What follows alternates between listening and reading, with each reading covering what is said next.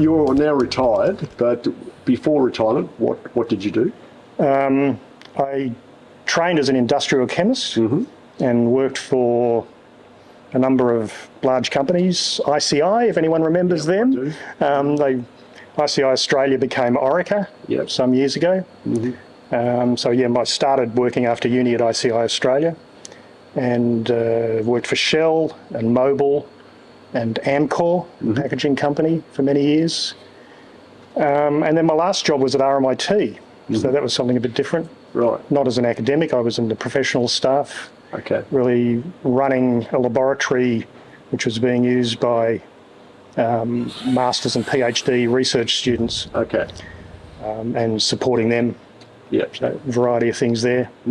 Looking after equipment and safety and purchasing and. Right. Learning all the skills to be a committee man at Preston.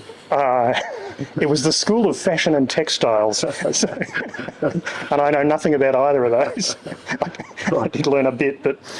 How long have you been retired?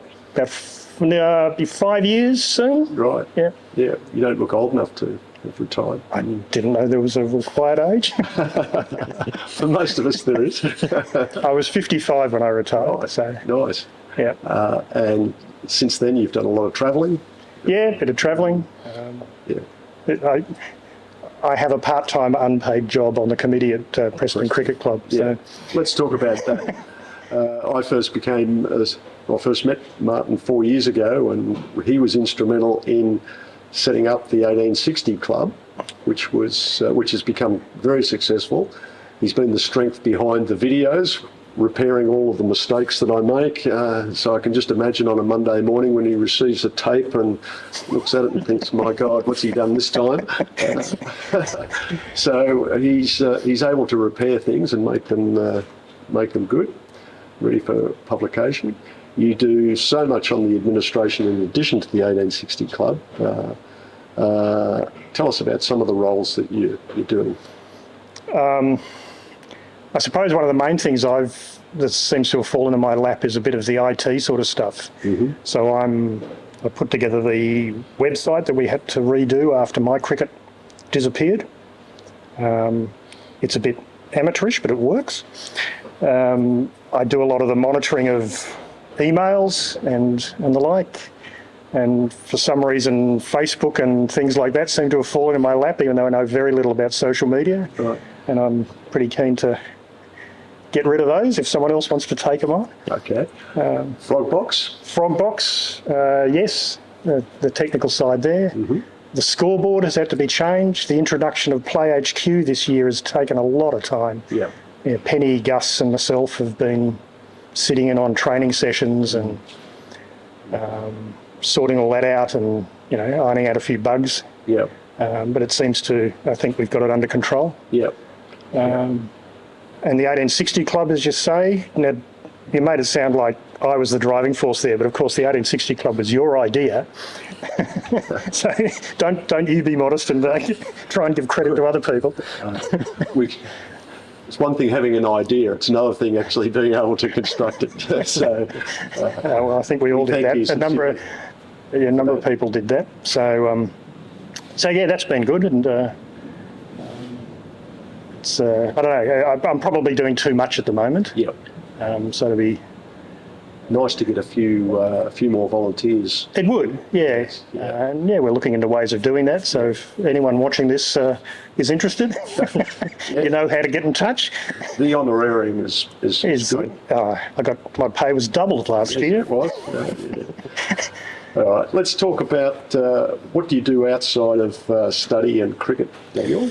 That's most of my time at the moment. But other than that, yes, socialising. Yeah. A lot of that. Like playing video games. Okay. Relaxing. Yeah. Do I do much else? You go and see a few bands, don't you? Oh yeah. Going to gigs recently. Yep. Yep. What sort of bands? Rock music. Right. Mostly, yeah. Yeah. Okay. What do you do outside of cricket? I'm quite a keen woodworker. I did a bit of furniture making for 8 or 10 years as a sort of semi-professional. I had a proper job for 2 or 3 days a week while I was doing that, and I'd spend the rest of the time doing custom-made furniture for people. Right. Dining tables. Dining tables, chairs, cabinets, all sorts of stuff. I'm not really doing much anymore. I do the occasional thing now. Yeah. But I'd like to be able to do more. Yeah. I travel, as you said. I'm very hooked on doing Sudokus at the moment. Right. Okay. That waste hours of my time. Good. And you obviously have a love for Preston. The club. Yeah. Yeah, definitely. Both of you. Yeah. It's just a lovely environment. I think it's sort of relaxed and most of the time. Yeah. What do you enjoy most about it, Daniel? I really like the community aspect of it, coming and seeing your mates and just being able to relax, forget about study, forget about everything else that's going on in life, and having a big community of people is really nice. Yeah. These days, do you get to meet many of the opposition besides out in the field? Yes and no. I think after games, people do sometimes have a chat and have a drink. It's something that Michael Hayes, who was my captain for a few years, he was big on, and a few other clubs are, but it's yes and no. And there's always a few people from playing in the past as well, which always helps. Sure. Who's the toughest opponent you've faced? In terms of players or clubs? Players. Ooh. There was a guy for St Bernard's for a few years called Smiley. Right. Bowled very quick. He was always fun to come up against. Okay. And then a few of the batsmen in the ones are just ridiculous. Coburg's got a few players, even though we knocked him off last week. Aaron Shelley, who just, when they get going, are unbelievable. Yep. Chalkley for Q as well. Yep. Yeah. And in terms of teams, I think Brunswick's always tough to come up against. Yep. Always had a bit of a rivalry against them, having lost a grand final to them once. So, yeah, we've got them this week. Okay. So, quite excited for that. Yep. Where do you like to bat? What number in the order? Opening. I like the time you get. Yep. Yeah. Okay. Build your innings. Yeah, exactly. And you're opening this week? I think so. Yeah. Yeah. Had a call from Dean. So. Right. Yeah. Okay. Asked for that. Okay. And we're at Preston. Yes. Yep. 2-dayer. 2-day, yeah. Which is good. Beautiful weather, hopefully. Yep. Hopefully the wicket's beautiful too. And the second week of this round, there should be an extraordinarily big crowd of 1860 members coming for the barbecue, which starts at 2:30? 2 o'clock. 2 o'clock. Be here or be square is the message. So we'll cook. You'll be able to buy a drink at the bar and watch Daniel get plenty of runs. I hope so. No pressure? No pressure, yeah. No pressure. Yeah. Martin, how do you think we're going as a club? Generally very well. I think one interesting thing this year is the number of players who have come into the club. We've got a very healthy playing list this year, which is lovely to see. Yes. In some ways, we've got too many, and they're going to be potentially, a few players missing out each week. But the arrangement that we've now set up with another local club should help there. Yep. So from that point of view, I think the club's doing really well. Yeah. I think we do need more people either on the committee or as volunteers outside the committee, because there is an awful lot to do. And having lost Sean Harrison recently, he was...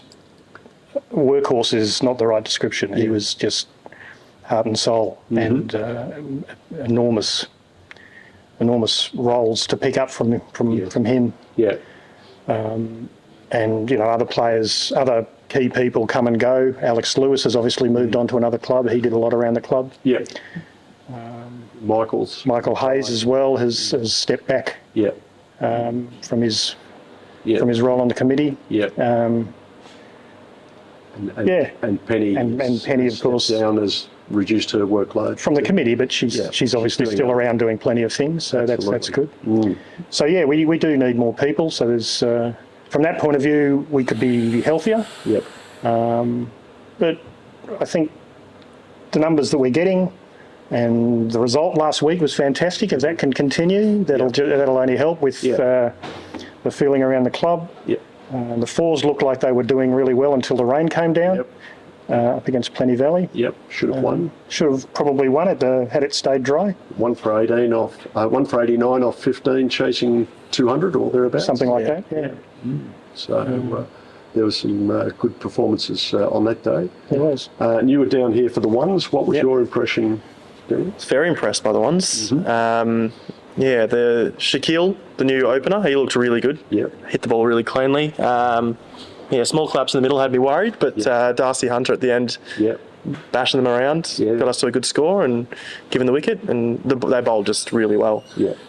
Got Shelley, who I mentioned earlier, out early, and once he was gone, we looked all over them. It was, Amaya, the new left arm off, he was really good as well. You'd played against Amaya, hadn't you, at St Bernard's before? Yeah, he got me out. Yeah. So he's better off on our team. Yeah, exactly. And the fielding was pretty impressive, I thought, as well. Yeah. Darcy took a really nice catch at mid-on. Yeah. I don't think they dropped any, did they? No. I don't remember. No, didn't drop any, but a lot of pressure was created, wasn't it? Yeah, they looked like a really solid unit out there. It was good. Good.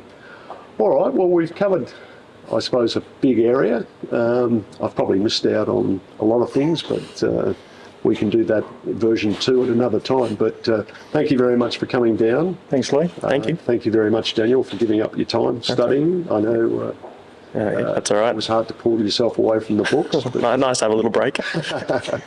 tremendous. All right, thanks very much. Thank you. Thank you, Lee. All the best. Thanks.